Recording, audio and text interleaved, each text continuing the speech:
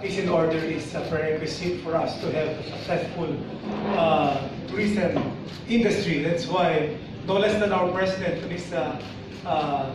on his strategy, it's first peace and order. That is why our campaign against illegal drugs and other forms of criminality has started. Kumbaga, simulan yan and everything will follow. Tourism, economy, and all development should be in place. Now, in the case of Metro Manila, we have seen the downturn of crime. We're boosting about 58% reduction of crime for the first 3 years of this administration compared with the last 3 years of previous administration.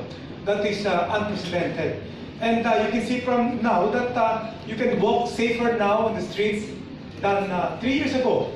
But still, it has to be enhanced. That's why focusing on tourism, you know, we have a top cap or tourist-oriented police for community order and protection.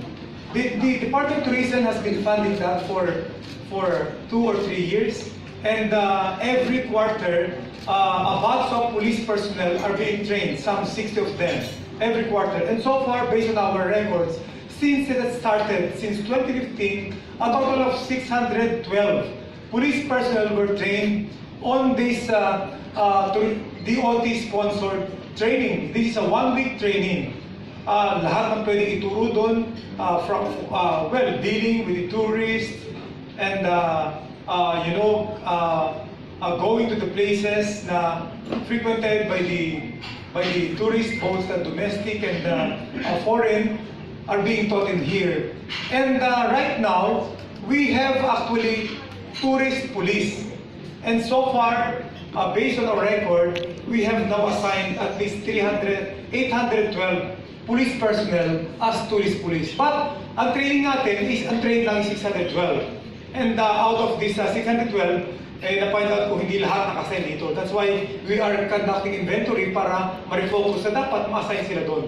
But more than that, even though we have this tourist police, but for the benefit and para magkaroon ng impact, it's better for us to relaunch this. And I believe that this coming October 15, there is occasion for to fit this relaunching of tourist police for everybody to know that we are focusing and giving emphasis on this particular police assistance. Yes, is that something that we could do, Mr. Lim, sir? A partnership perhaps between the PCCI and the PNP? Yeah, it's a great opportunity because the Secretary of Tourism will be there. Maybe we can have an MOA signed between the Department of Tourism and the PCCI and the police. Yes. And the big boss of PCCI is here. I'm sure if we get their assurance, we can do that. October 15th. Yeah. We have invited many to come on October 15, and we will be happy to have that MOU with you all. Yes, very good. Sir? Yes, we will be reviewing all the arrangements and agreements that we have earlier so that we can have this relaunching to be given for all for the public, to the media to be known. Yes, and perhaps you could also give them a few pointers on business and investor sensitivity. So more than just catering to inbound tourists, how do we also capacitate them to respond to the needs of those who are doing courtesy calls? Kasi ang dami mga business travelers, no? I mean, in one of my positions as the head of the FinTech Philippines Association, there are so many tourists, business travelers flying into the country. I call it nga, Sir Sammy, Miss Bing, and General Guillermo, the reverse diaspora. Nga? Dati, palabas ang mga Pilipino, ngayon ang mga puti at ang mga foreigner ang papasok sa Pilipinas. Yun, si Ma'am, mayroong marami siyang courtesy call every day. Sir Sammy and General, yes, oo, kasi may courtesy ko. We don't want to start mag-execute si mag-exit si Ma'am Bing because we don't want to start any misunderstanding with the government of Russia. You can now travel to Russia visa-free, tama po ba? Or e-visa-free? Yes, thank you. That tells you maganda ang relationship natin with various countries as China and Russia. Yes, sir. I anticipate Pachola has to leave because he has a Senate hearing on budget hearing for, that's why he has to leave. Sorry. No problem, no problem. Sir Sammy, you have been overseeing the growth of the local tourism sector even before it was popular to champion domestic tourism. What have you seen from 15 years ago all the way up to now? You know, primarily we were focused on bringing international tourists here so they can earn dollars. Because tourism basically generate dollars income, right? But what has happened is the domestic tourism has grown tremendously. We now have about 95 million domestic tourists. That's why in Manila they say about 39 million tourists. But these are local people. And so there is now not only foreign tourists, about 8 million, we have now about 90 million domestic tourists traveling around. And that's what's supporting the tourism industry, both the international and the domestic tourists. General Eleazar, what else do you think could we do more closely with the various stakeholders of the tourism industry and the business sector specifically? Well, definitely attending this kind of forum, discussing about how we can enhance tourism industry in the Philippines is one. So sharing with what we are doing and knowing from the stakeholders what they want is our first step.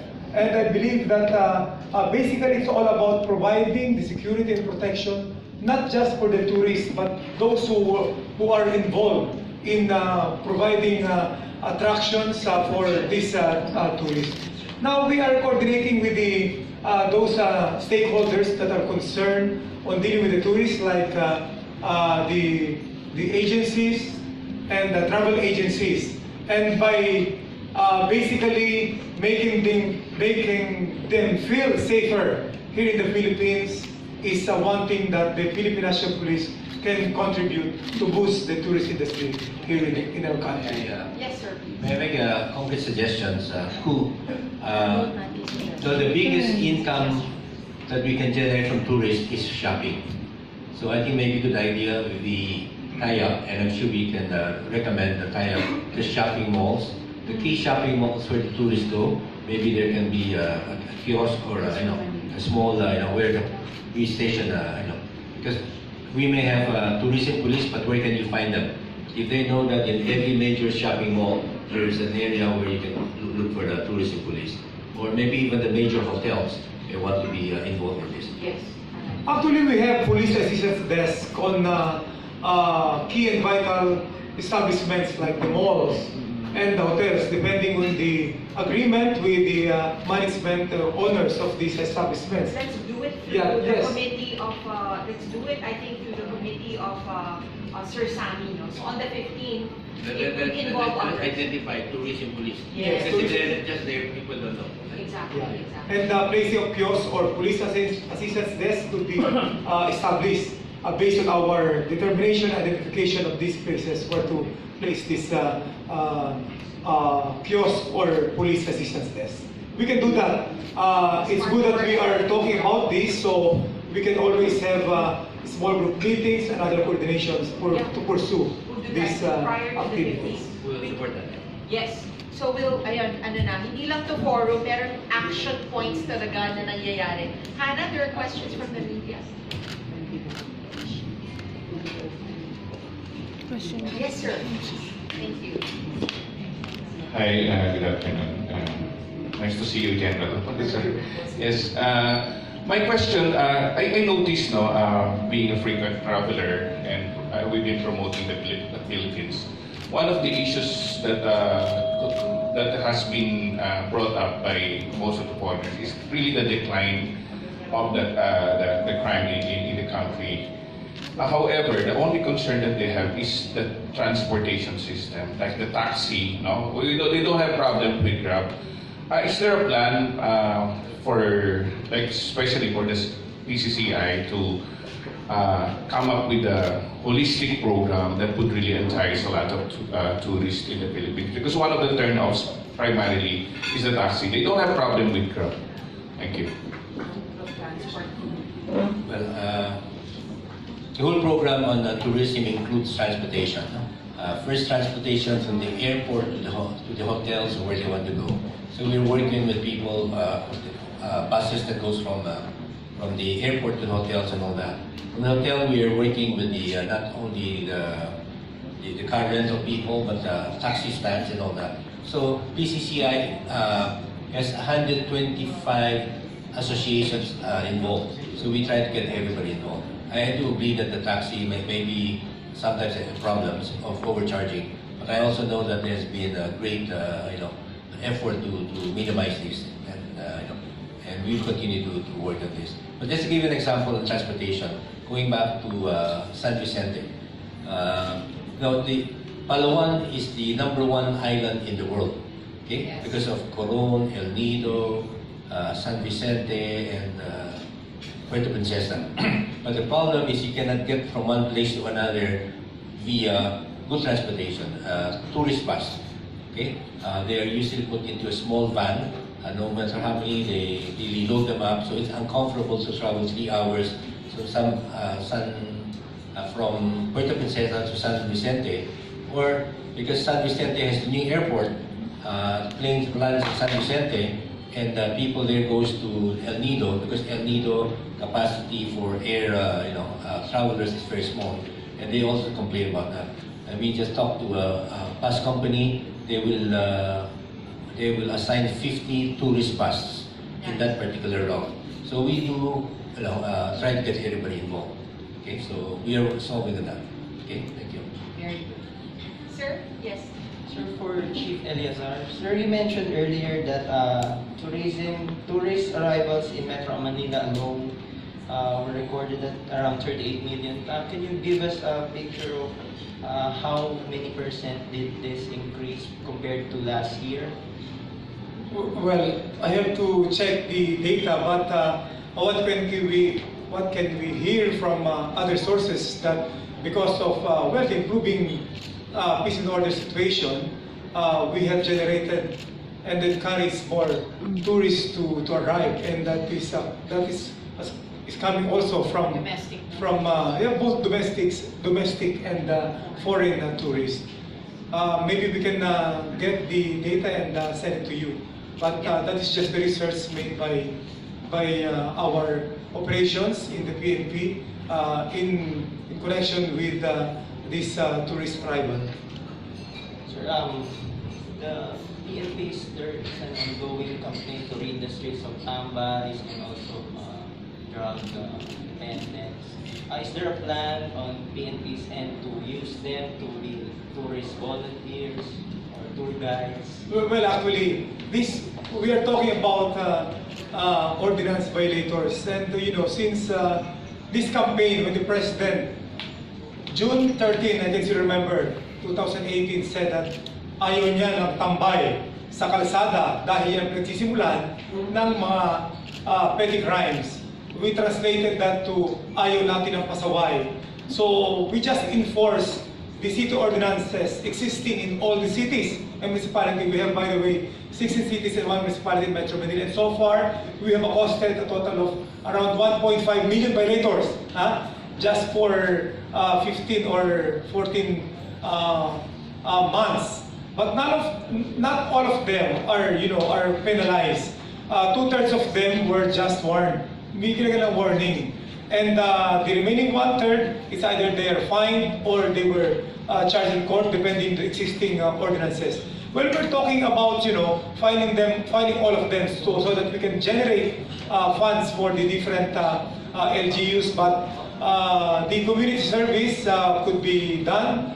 But we have to think about having them tourist guide, considering that these are ordinance violators, and probably maybe after seminar they could be considered to be like that. But just converting them to be law-abiding citizens, I believe is a good one, rather than making them tourist guides. And who knows what will happen if they will be with these tourists, not just the domestic tourists, but foreign tourists as well. Yes.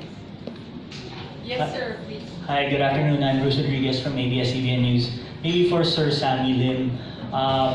Of course, we are seeing the improved peace and order situation here in Metro Manila that's really helping boost investments and even the tourist arrivals here. But of course, there are still some challenges. Maybe aside from peace and order, we still have maybe some policy uncertainties, especially with ongoing debates over tax reforms here. How much is this a concern for potential tourism investors that you've talked to in recent months or weeks? And if ever, how do they want this uncertainty to pan out? And so that they really jumpstart or really try to pour in more investments into the tourism sector. Thank you. First, if I may answer the question of the previous gentleman. Yeah. Thinking out of the box, that's a great question about converting these the people on standby and doing something. In the provinces, what they've done are fishermen and even illegal fishermen, and we have converted them to tour guides. They are now guiding whale watching and dolphin watching and so forth and so on. So it's all a matter of getting them, having somebody working with local government and with specific agency to train them. Now, to answer the question on investment, going back to again San Vicente, I think the most important figures you probably want to hear is there will be at least 1,000 hotels built in San Vicente in the next 15 years. Wow. Okay, 1,000 hotels.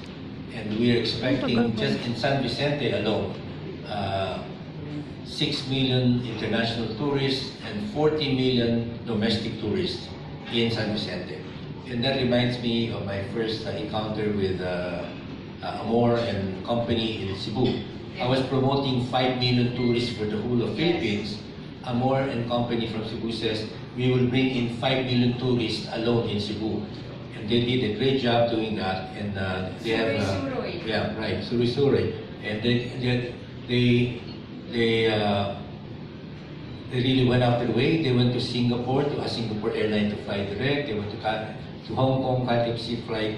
So they really had a master plan, which was guided by the Chamber of Commerce, and we developed the program. And Cebu, I would say frankly, is the #1 tourist destinations. The number of tourists in Manila may be more or transit, but these are people transiting from Manila, going out, and so forth and so on.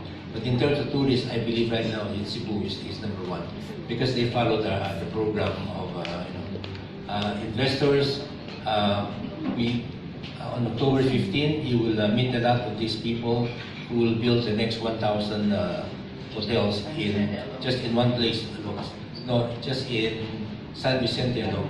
Yeah, 14.7 kilometers. It is what you call greenfield. It is master planned by no less than the #1 architect in the world, the Filipino, June Palafox. And TIEZA has used that as what they call the flagship project. It's a proof of concept. The first successful project of TIEZA will be San Vicente, and it will be good if you're part of that. And maybe you can convince TIEZA to bring all of you San Vicente so you know what it's look like. Thank you. I've been there. Yes, sir. Sorry, what's the period for this again? The 15 investment? 15 years. 15 years. And sir, how can we make sure that, of course, this is all welcome, but how can we make sure that all these development won't maybe disturb the natural ecosystem in that area because there are mangroves there, pristine beaches, etc. So precisely, that's why I brought up the word June Palafox. It's going to be the first beach that will have 50 meters of setback. Okay? There's no such beach in the Philippines.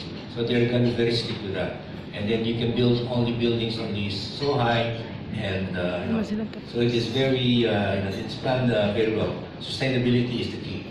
And we will that's why it's going to be like I said, the flagship project for all other tourism estate to follow. So we are going to be, we have learned from Boracay. Okay? And frankly, I don't mind telling you, PCCI started with Boracay also with only 200,000 tourists. We master planned for 2 million tourists, but they did not follow the master plan that we imposed on them. That no building should be higher than the palm tree or coconut tree, #1. #2, the high-rise hotels should be in the mainland at Tiglan, and they should take a ferry boat going to Boracay as a day tour. So they should eat and take a shower in the mainland and not in effect pollute the Boracay city.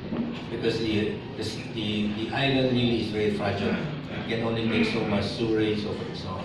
So the mass tourists must come from Katiglan, and in the Boracay it only be more villas and cottages and all of that. And that's if they follow that, Boracay will continue to be pristine up and up. We have room for one. Oh, there are two. Okay, great. Yes. Last two. Yes, sir, Guillermo Eleazar and PCCI. Kay General Eleazar, sir, given intensified ang campaign ng Philippine National Police against foreigners working illegally, iba doon Chinese, and how will it affect the tourism industry given that most of our visitors in the Philippines are Chinese? Well, we cannot compromise the peace and order situation in the country or in Metro Manila for that matter.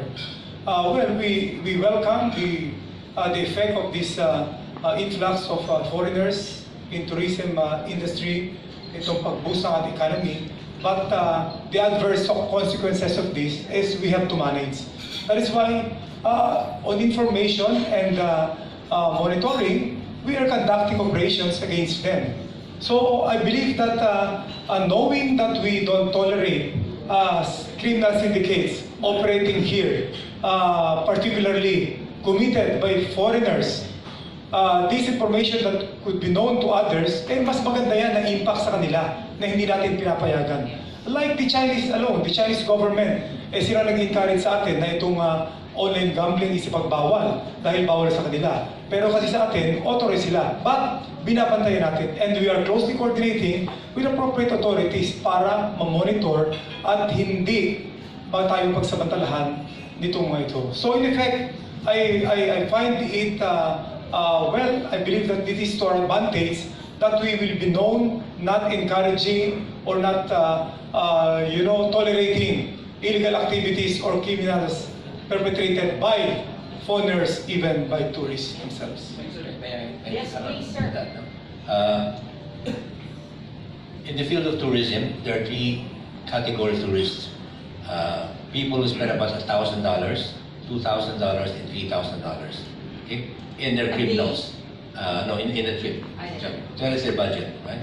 And in the past, we were targeting the $1,000 tourists.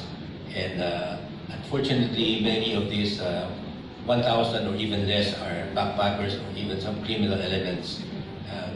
That's why we have to attract the right crowd. Yeah. Number two, in the past, because if only 2 million tourists, our budget for tourism is very small. But we have now been able to increase because of the increase of tourism. And because when our budget is small, we decided to promote only in Asia. Any countries that's within 3 hours, by plane. Now we have a bigger budget, so we stopped promoting for Europe, for US, for the North America, Middle East, and all that. Now with this budget, we are now going after this market. So you'll see a shift now. What you have now is basically because of the low budget we have, but they're now starting to promote for abroad. And there's also a big market. Two things that's happening. We're going to promote the MICE, a meeting, incentive, conventions, and all of that. That's coming up. And we're also trying to promote for our Muslim brothers. Yes. The halal movement is gaining ground. We're getting more establishment, because most of our Muslim brothers, yes, they cannot come because there are no halal restaurants. So we are now doing a very big program on halal. Thank you. Last question. This is for General Eleazar.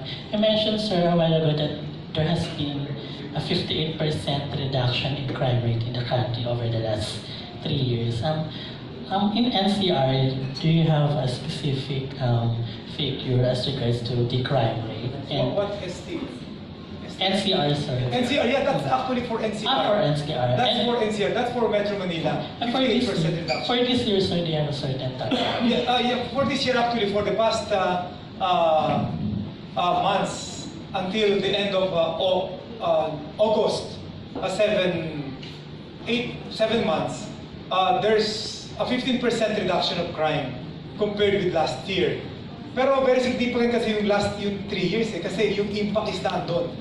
With the campaign of this present administration, kaya lagi kino-compare ko yung nagsimula itong campaign against illegal drugs. Of course, for this year, we are comparing our performance with our performance last year. But with these first 3 years, we are comparing with the program of previous administration. And now you have seen that a lot of kasi pati nga ang daming mga intriga nangyari or itong mga nangyari about the ninja cups and everything. But still, this is part of the process.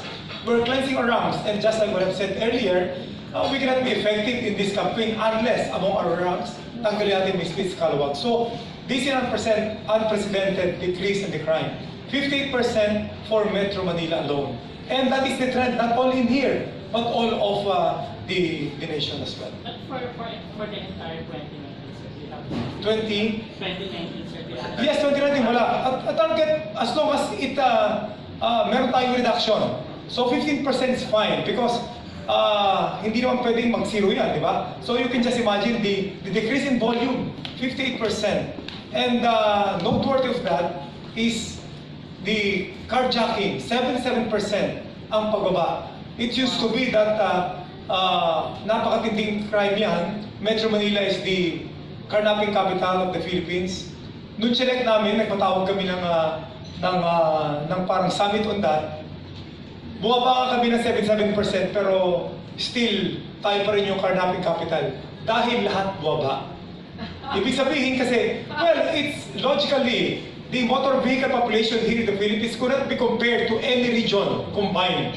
Diba? But still, majority is in Manila, and the road network is in here. So, even though bumaba ng 77%, still tayo pa rin ang pinakamataas compared with the other regions. But still, that 77% is really something that we are very, very proud of. I so love it when General Eleazar tracks all these numbers because as my mentor, Sammy Lim, has taught me more than 15 years ago, you cannot manage what you don't measure. Tama, sir. Nakikinig ako even from 15 years ago. I'm so very honored because you are in the presence of two movement makers, right? Sammy Lim, who started franchising and retail in this country, but now has decided to focus his energy on tourism, not just for inbound tourists, but also for investors. And another movement maker, General Guillermo Eleazar, who, have you ever met someone in uniform who brandished so much numbers and was tracking so much numbers? So sir, thank you, and God bless you both on all the work that you're doing for the country. I think in closing, so we'll have a photo op, but in closing, I'm going to turn it over to the father of local Philippine tourism, Mr. Sammy Lim, who has a short presentation and will be inviting all of you to the Investour event. I think between the PNP and the PCCI, we have so much work from now until the 15th, from the suggestions, from the MOU, and also at the same time, the relaunch of what will be the exciting tourism police here in Metro Manila. But before I turn it over to Sir Sammy, maybe we can have a